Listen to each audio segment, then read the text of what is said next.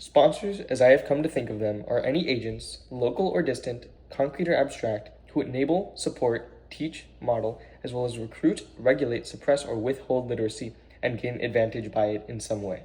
My first literacy sponsor is probably my mom. She taught me how to speak because she always spoke to me as an adult. From birth until pre-K, she spoke to me exclusively in Spanish. I only learned English once I was in pre-K. She would read bedtime stories to me in English, and one that stood out to me the most would have to be Harold and the Purple Crayon. I don't know why it stood out to me a lot then, but thinking about it now, I know why it was so vital to me and how it's shaped me now. Harold and the Purple Crayon has core values such as imagination, creativity, and problem solving. And the Purple Crayon represents shaping experiences and overcoming obstacles with your imagination.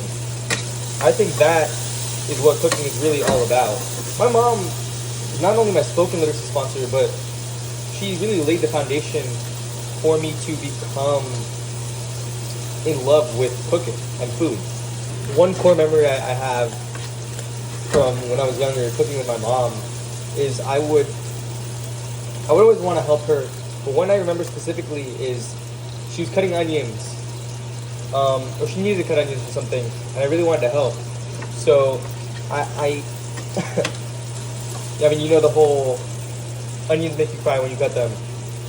I went to the closet and grabbed my swimming goggles, like the ones, not goggles, the mask that goes over your nose, and stood there on a little stool that was too short to see over the counter, and I stood there chopping onions.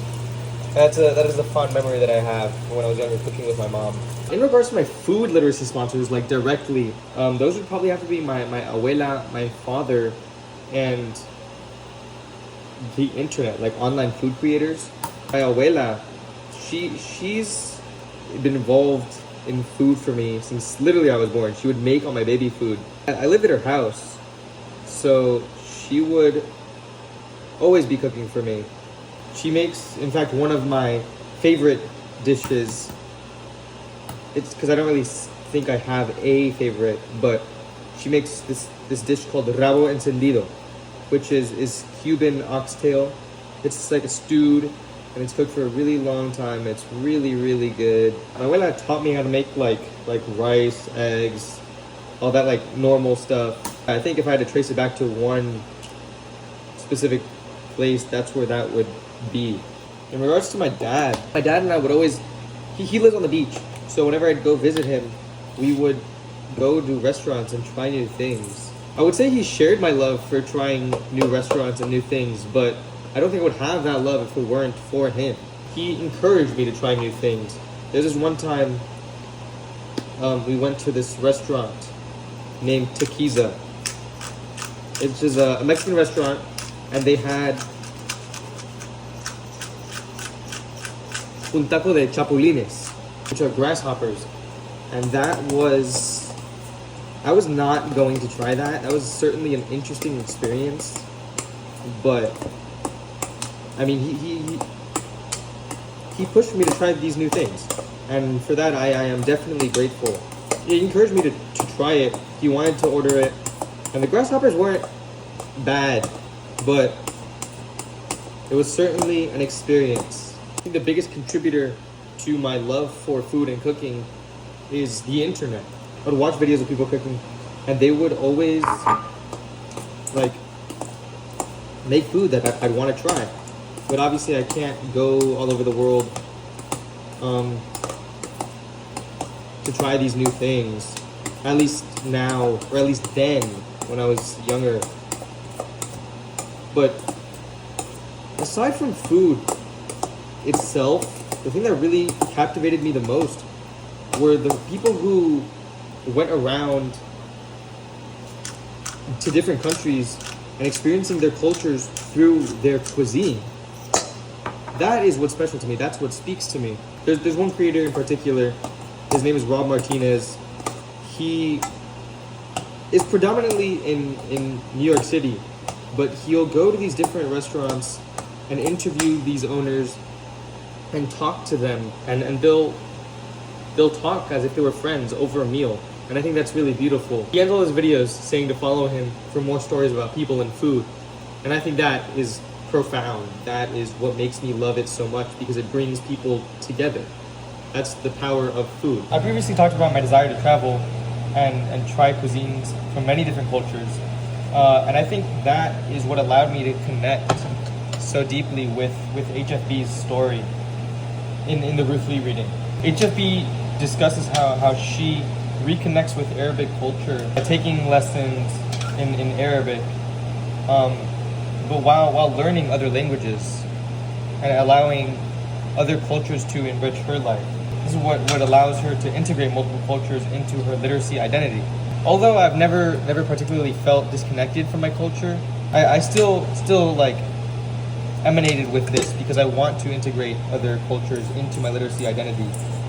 That's why I want to travel and eat food from around the world, not just because the food is good. I mean, that's one of the reasons, but not the main one. This assignment does discuss my past literacy, but it also talks about how I want my literacy to develop in the future. And I think that is important. Cooking and experiencing different cultures has impacted and shaped the view of my writing and how I view writing as a whole. I used to feel like boxed in by formatting rules and like all that stuff, and like the traditional sense of like how writing should be, like a 5-paragraph essay, each sentence should be a certain structure, like all that normal like formulaic writing. But cooking taught me to embrace the imperfections and to adapt with what I have available to me. In a kitchen, it would be the ingredients or the tools. But in writing, the only thing you can really be lacking is life experience. And like, how are you supposed to create purposeful writing without having that available to you? Those tools available to you. But I mean, there's not really anything you can do about that. So you kind of have to take what you can with what you have been given and create the best thing possible. And if it's at first not the best, I mean, you try again, you get better, because that's what attempts and revision make you better. Like I said, cooking taught me to embrace the imperfections and adapt with what's available to me. Because of the fact that I used to feel boxed in, I would feel like my writing would be inadequate or lacking something, always lacking something, just like inadequate. I can apply the same concepts that I do in cooking to my writing. The same adaptability, creativity, and flexibility that I apply in cooking, I just apply the same to writing. That is future facing. That is how I would like to continue adapting my cooking skills into writing. I don't think I'm quite there yet, but today I'm making spaghetti carbonara, spaghetti alla carbonara. And this recipe is special to me because the first time I made it, I messed up really bad. I added way too much salt, and the guanciale was way saltier than I thought it would be. And it was just really salty, like unbearably salty. Still ate it because it was still pretty good, but way saltier than it should have been. Definitely not as pleasant as it could have been. But since I have that knowledge and that experience, knowing how it should be, knowing how to adapt it and change it so it can be better. So that's why this recipe is so special to me. It's simple. It's spaghetti, eggs, pecorino romano, and guanciale. And if you don't have guanciale, you can use pancetta. If you don't have pancetta, you can use bacon. But it's just versatile. It's easy. It's simple. It's comforting. And it taught me a good lesson. And I don't know why I was more forgiving with myself in regards to cooking at first. That like forgiving of myself. That if I mess up, it's okay, and I can just try again later. But I am, and I always have been.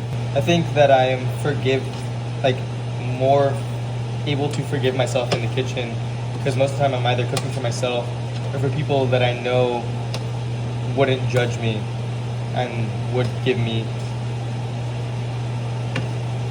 if any criticism, constructive criticism, exclusively. They would never tear me down. And I think that's why I've been able to try and mess up and be okay with messing up and know that next time I can do better, because that's all that we can do. Do better next time, because now is the now. I think a key takeaway for me is that writing, like cooking, can be technically perfect, but ultimately meaningless without passion and soul. And today for dinner, I made spaghetti alla carbonara.